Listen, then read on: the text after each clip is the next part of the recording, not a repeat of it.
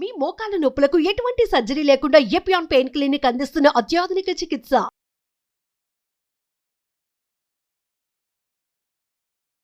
Welcome to Suman TV. మోకాల నొప్పులతో బాధపడే వారి సంఖ్య రోజు రోజుకి పెరుగుతూనే ఉందని చెప్పుకోవచ్చు. ఒక ఏజ్ అనేది లేకుండా అందరిలో ఈ సమస్యను చూస్తూనే ఉన్నాం. నీ పెయిన్ చాలా ఇబ్బంది పెడుతుంది, మన పనులేవి కూడా సజావుగా సాగవు.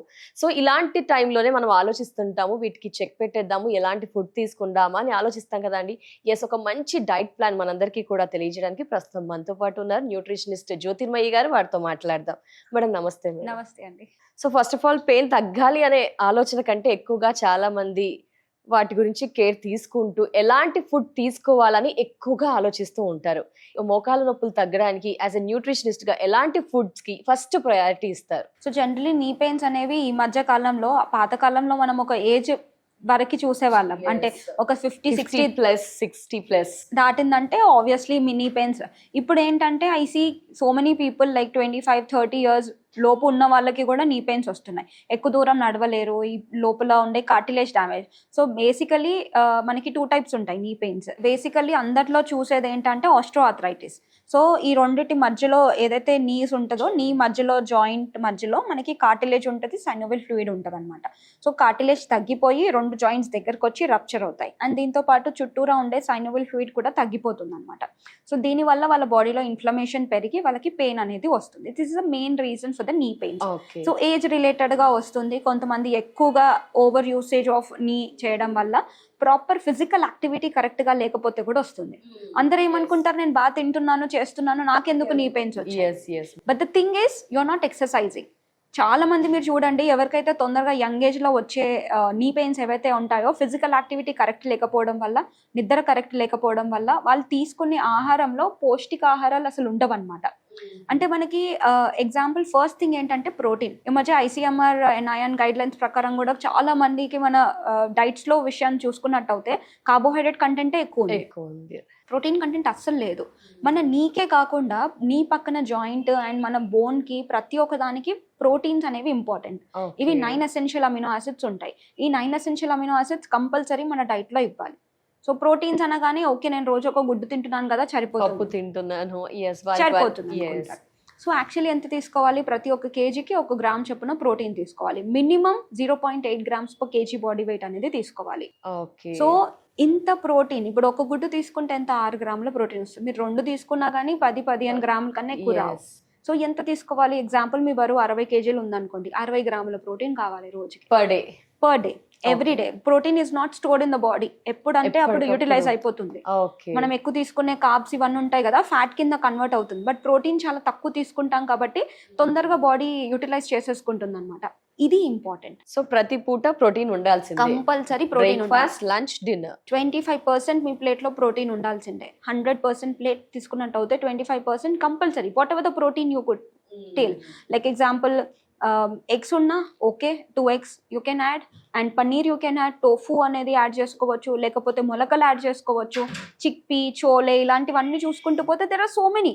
3 సార్లు ఉండాల్సిందే, కంపల్సరీ 3 సార్లు ప్రోటీన్ ఉండాలి. ఫస్ట్ థింగ్ అది మీరు చెక్ చేసుకోవాలి నీ పెయిన్స్ ఉన్న వాళ్ళు. నెక్స్ట్ వచ్చేసి కాల్షియం. కాల్షియం అనేది మన బోన్స్ కి important, because cartilage development, growth and development కి డిఫరెంట్ కైండ్ ఆఫ్ న్యూట్రియంట్స్ కావాలి. స్పెషల్లీ మనం గ్లూకోజమిన్ అంటాము, కాంట్రైటిన్ సల్ఫేట్స్ అంటాము, ఇవన్నీ కావాలన్నమాట.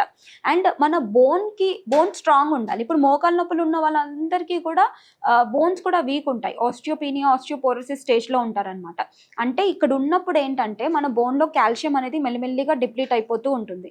డిప్లీట్ అయిపోయినప్పుడు ఏమవుతుంది? బోన్స్ వీక్ అయిపోతాయి. బోన్స్ అనేది పోరస్ నేచర్ అవుతుంది. దీన్ని మనం ఆస్టియోపోరోసిస్ అంటాం.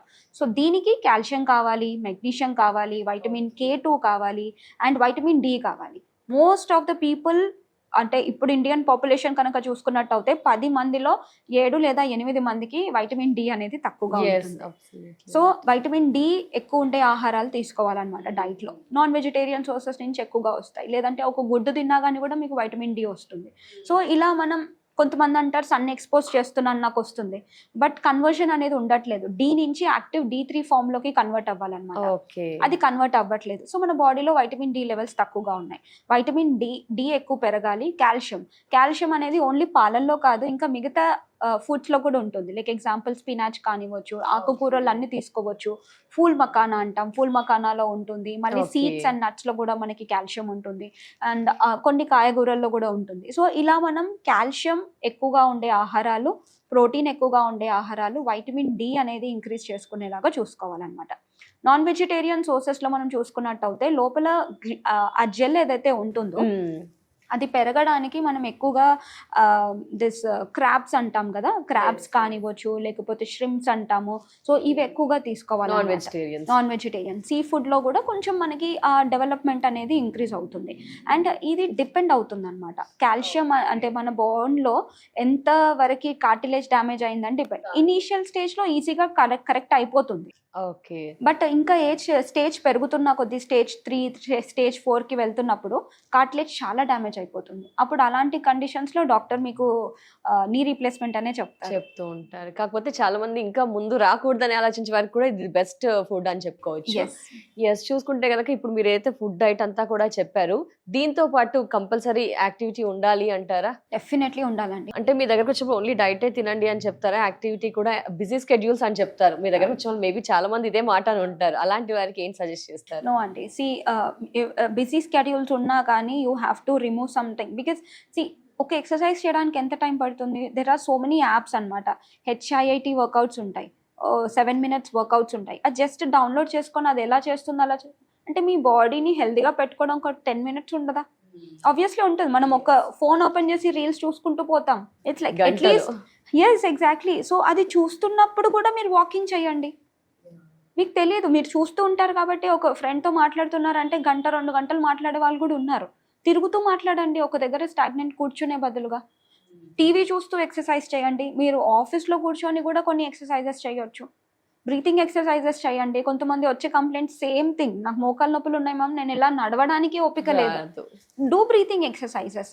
కొన్ని బాటిల్స్ తీసుకొని కొంచెం ఈ మజిల్ పైన స్ట్రెయిన్ పెట్టండి. సో మజిల్ లాస్ అనేది ఎక్కువ ఉంటుంది వీళ్ళకి. కంపల్సరీ మీ దగ్గరకు వచ్చిన వాళ్ళలో చూస్తుంటే క్లయింట్స్ అంతా మజిల్ ఎక్కువ పర్సెంటేజ్ ఎక్కువ లాస్ ఉంటుంది వాళ్ళకి. మజిల్ లాస్ ఒక పర్టికులర్ ఏజ్ తర్వాత మజిల్ లాస్ ఎక్కువ కనిపిస్తుంది. దాన్ని కరెక్ట్ చేసుకోవాలంటే ఓన్లీ వాకింగ్ సరిపోదు. Compulsory you have to me muscle పైన స్ట్రెంగ్త్ ట్రైనింగ్ ఎక్సర్సైజెస్ చెయ్యాలి.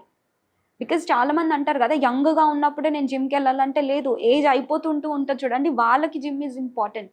You have to. జిమ్ అంటే నేను కండలు పెంచుకొని అలా కాదు, లీన్ మజిల్ మాస్ అనేది ఉండాలి బాడీలో. That will help them to do better. మరి జ్యోతిర్మయి, వాట్ అబౌట్ సప్లిమెంట్స్ విషయంలో ఏమంటారు? డెఫినెట్లీ అండి, supplements will help. Because diet అనేది మనం తీసుకునే డైట్ అనేది ఇప్పుడున్న కాలంలో whatever diet you are taking, everything అంటే ఏ ఫుడ్ అడల్టరేటెడ్ లేకుండా లేదనమాట. Everything is adulterated. మీరు చూడండి, ఏదైనా ఒక ఫ్రూట్ మార్కెట్లో వచ్చింది, కార్బైడ్ అవి వేసి పండిస్తున్నారు. అవును, నార్మల్గా చెట్టుకి పండింది అయితే again it is taking much time. So అట్లా తొందరగా పండించేసి న్యూట్రియంట్స్ లేవు. అండ్ వచ్చిన తర్వాత కూడా మనం దాన్ని కుకింగ్ ప్రాసెస్లో దాన్ని మొత్తం తీసేస్తున్నాం. That is one thing. So nutrients అనేవి మన బాడీకి రావట్లేదు.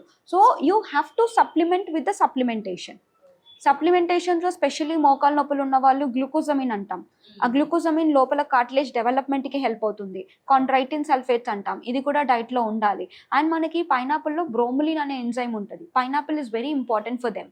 సో ఇన్ఫ్లమేషన్ తగ్గించడానికి హెల్ప్ అవుతుంది. సో ఇది వీళ్ళ డైట్లో ఇంక్లూడ్ చేసుకోవచ్చు.